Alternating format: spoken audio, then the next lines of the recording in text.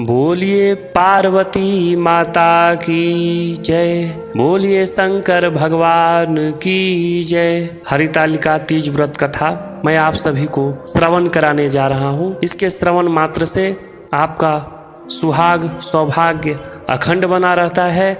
इस कथा का श्रवण जरूर करना चाहिए। तो एक बार फिर से सभी बोलिए पार्वती माता की जय, बोलिए शंकर भगवान की जय। सूत जी ने कहा, हे शौनकादि महर्षिगण, मदार के फूलों से ये हुए केश वाली दिव्य वस्त्रों से विभूषित पार्वती जी को तथा मुंड मालाओं से सुशोभित शिव जी को, जो कि वस्त्रहीन अर्थात दिगंबर रहते हैं, ऐसे शिव जी को मैं बार बार प्रणाम करता हूँ। कैलाश पर्वत रम्य शिखर पर विराजमान शिव जी से पार्वती जी ने पूछा, हे महेश्वर, आप मुझे कोई गुप्त रहस्य की बात बताने की कृपा करें। वह ऐसी बात हो जो सभी धर्मों का सार हो, अल्प परिश्रम से अत्यंत फलदायिनी हो, जिसमें सभी फलों का समावेश हो। यदि आप मुझ पर प्रसन्न हैं तो उसे बताने की कृपा करें। हे प्रभु, मैंने पूर्व जन्म में ऐसा कौन सा तप, दान या व्रत किया जिसके फलस्वरूप आप जैसे त्रिलोक्य के अधीश्वर, अनादि और अनंत रूप वाले पति मुझे प्राप्त हुए। शिव जी ने कहा, हे देवी, अब मैं तुमसे सर्वोत्तम व्रत का कथन करता हूँ। क्योंकि तुम मेरी प्रेयसी हो, अतः मैं तुमसे इस गुप्त व्रत को बतलाता हूँ। जिस प्रकार ताराओं में चंद्रमा, ग्रहों में सूर्य, चारों वर्णों में ब्राह्मण, देवताओं में विष्णु, नदियों में गंगा, पुराणों में महाभारत, वेदों में श्याम वेद और इंद्रियों में मन श्रेष्ठ है, उसी प्रकार पुराणों एवं वेदों का सर्वस्व उसी प्राचीन व्रत का मैं तुमसे कथन करता हूँ। तुम उसे स्थिर चित्त से सुनो। पूर्व काल में जिस व्रत को तुमने किया था, उसी के प्रभाव से तुम मेरी पत्नी का स्थान प्राप्त किया। हे प्रेयसी होने के कारण ही मैं तुमसे इस व्रत को प्रकट कर रहा हूँ। भाद्र मास के शुक्ल पक्ष हस्त नक्षत्र से युक्त तृतीया तिथि के दिन इस व्रत का अनुष्ठान करने से त्रिविध अर्थात दैहिक, दैविक, भौतिक सभी पापों से स्त्रियां मुक्त हो जाती है। हे देवी, पूर्व काल में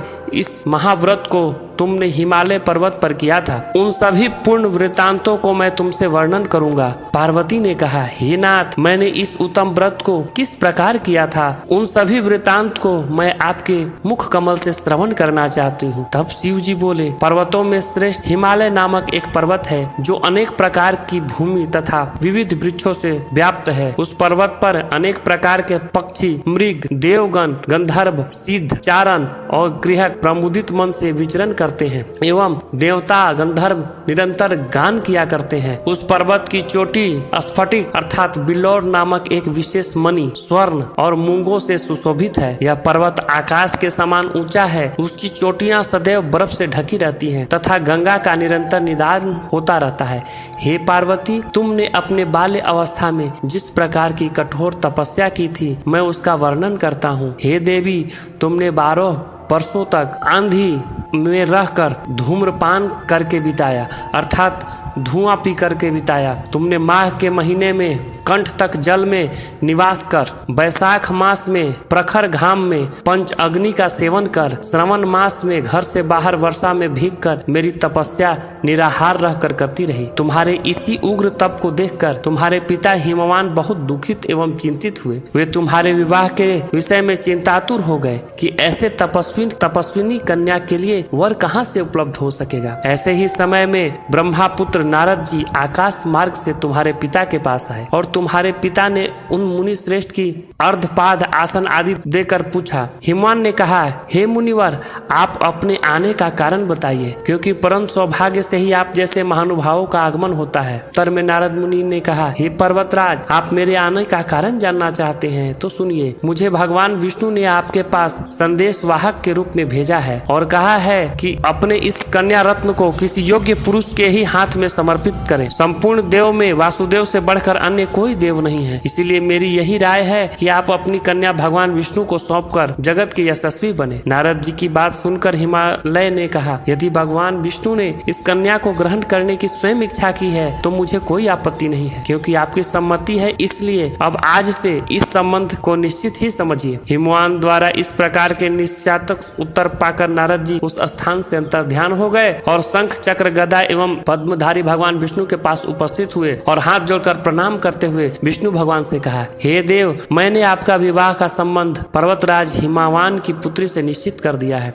उधर हिमवान ने प्रसन्न होकर तुमसे कहा, हे पुत्री, मैंने तुम्हारा विवाह भगवान विष्णु के साथ पक्का कर दिया है। पिता द्वारा विपरीतार्थक वाक्य सुनकर तुम अपने सखी के संग घर से चली गई और वहीं भूमि पर कुंठित होकर अत्यंत विलाप करने लगी। तुम्हारे रुदन करते देखकर तुम्हारी सहेलिया ने तुमसे पूछा, हे देवी, तुम अपने दुख का कारण मुझे बताओ, हम निसंदेह ही आपका कार्य पूर्ण करेंगे। सखियों द्वारा आश्वासन पाकर तुमने उत्तर दिया, हे सखी, आप सभी सुनिए, मेरी इच्छा महादेव जी के साथ विवाह करने की है, परंतु मेरे पिता ने मेरी इच्छा के विरुद्ध कार्य किया है, अर्थात उन्होंने भगवान विष्णु के साथ विवाह करने को नारद जी को वचन दे दिया। इसलिए सखियों, अब मैं अपने इस शरीर का निश्चित रूप से परित्याग कर दूंगी। तब तुम्हारी बात सुनकर सखियों ने कहा, तुम घबराओ नहीं, हम और तुम दोनों ही किसी ऐसे घनघोर वन में निकल चलेंगे जहाँ पर तुम्हारे पिता न पहुँच सकेंगे। इस प्रकार गुप्त मंत्रणा करके तुम अपने सखियों के साथ निर्जन वन में पलायन करने लगी। तदंतर तुम्हारे पिता हिमवान ने पास पड़ोस के प्रत्येक घरों में तुम्हारी खोज की, किंतु तुम्हारा कहीं भी पता न लगा। तुम्हारे पिता ने तुम्हें न पाकर मन में संदेह किया कि कहीं किसी देव, दानव, किन्नर आदि ने मेरी पुत्री का अपहरण तो नहीं कर लिया। वे इस सोच में पड़ गए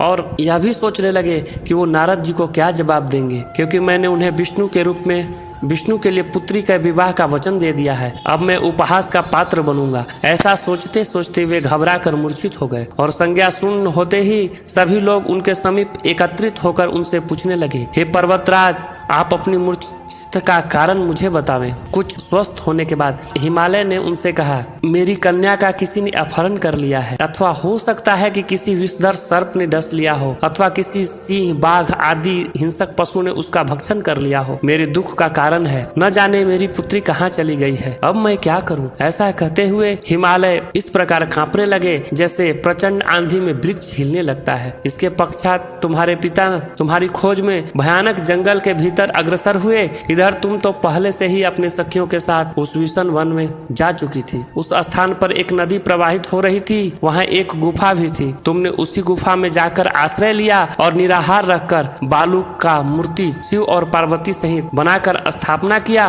और भाद्र मास के शुक्ल पक्ष की तृतीया तिथि हस्त नक्षत्र से युक्त आई। तब तुमने उस दिन रात्रि में जागरण कर गीत वाद आदि के साथ मेरा भक्ति पूर्वक पूजन किया। हे प्रिय, तुम्हारे द्वारा की गई उस कठिन तपस्या एवं व्रत के प्रभाव से मेरा सिंहासन चलायमान हो उठा और जहाँ तुम सखियों के साथ थी उस स्थान पर मैं आ पहुँचा। मैंने तुम्हें कहा कि हे वरान्य, मैं तुमसे अत्यंत प्रसन्न हूँ, तुम मुझसे अपनी इच्छा प्राप्त कर लो। तब उत्तर में तुमने कहा, हे देव, यदि आप मुझ पर प्रसन्न हैं तो आप मुझे पति रूप में प्राप्त हो। मैंने तथास्तु कहकर अपने कैलाश पर्वत पर आ गया। मेरे चले जाने के बाद तुमने प्रातः काल नदी में स्नान कर मेरी स्थापित मूर्ति का विसर्जन कर दिया। इतना करके बाद तुमने सखियों के साथ पारण किया। उसी समय से तुम्हारे पिता हिमालय भी तुम्हें खोजते हुए उसी जंगल में आ पहुंचे, किंतु वन की गहनता के कारण चारों ओर ढूंढने पर तुम्हारा कुछ भी पता न लगा। तब वे निराश होकर भूमि पर गिर पड़े और पुनः उठने के बाद हिमालय ने 2 कन्याओं को सोते हुए देखा।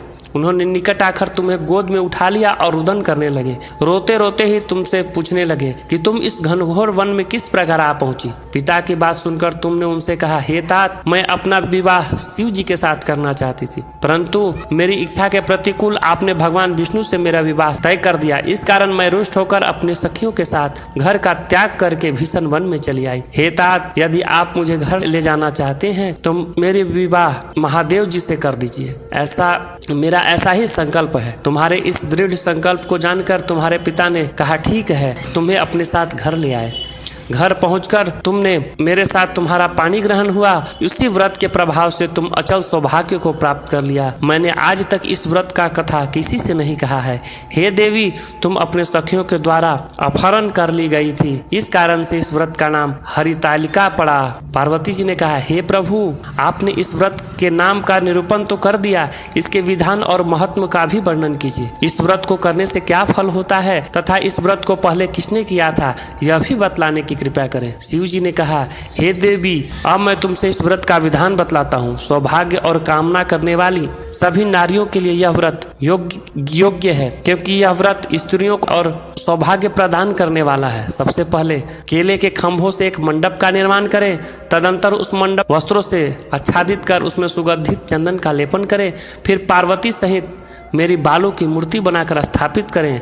शंख, मृदंग आदि बाजों को बजाकर विधित प्रकार से सुगंधित पुष्प एवं नैवेद्य आदि चढ़ाकर मेरी पूजन करें। इसके बाद रात्रि में जागरण करें और ऋतु के अनुसार जो भी फल उपलब्ध हो, सुपारी, जामुन, मौसमी, नारंगी आदि का भोग अर्पित करें।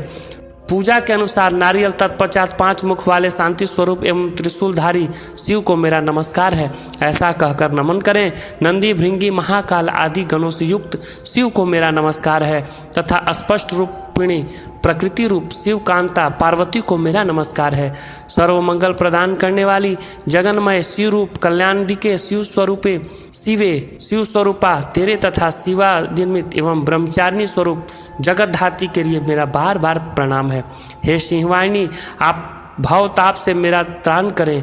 हे महेश्वरी, आप मेरी संपूर्ण इच्छाएं पूर्ण करें। हे मातेश्वरी, मुझे राज्य, सौभाग्य, संपत्ति प्रदान करें। इस प्रकार कहकर मेरे साथ तुम्हारी पूजा स्त्रियों को करनी चाहिए। विधिवत कथा श्रवण करने के पश्चात सामर्थ्य के अनुसार ब्राह्मण को अन्न, वस्त्र एवं धन प्रदान करें। तदंतर दक्षिणा देकर संभव हो तो स्त्रियों को आभूषण आदि भी देवें। इस सौभाग्यवर्धनी पुनीत कथा को अपने पति के साथ श्रवण करने से नारियों को महान फल की उपलब्धि होती है। हे देवी, इस विधि से जो स्त्रियां इस व्रत को करती है उन्हें 7 जन्मों तक राज्य सुख का सौभाग्य प्राप्त होता है। व्रत के दिन जो नारी अन्न का आहार ग्रहण कर लेती हैं वह 7 जन्मों तक संतानहीन एवं विधवा होती हैं। जो स्त्री उपवास नहीं करती हैं वह दरिद्री, पुत्र शोक से दुखी और झगड़ालू होती हैं तथा नरक वास करके दुख भोगती हैं। जो नारी इस व्रत के दिन भोजन करती हैं उन्हें शुक्री यहाँ जन्म मिलता है। दूध पीने वाली सर्पनी होती है। जल का पान करने से जोंक अथवा मछली होती हैं। मिष्ठान, मिठाई भक्षण करने से चींटी आदि योनियों में जन्म लेना पड़ता है।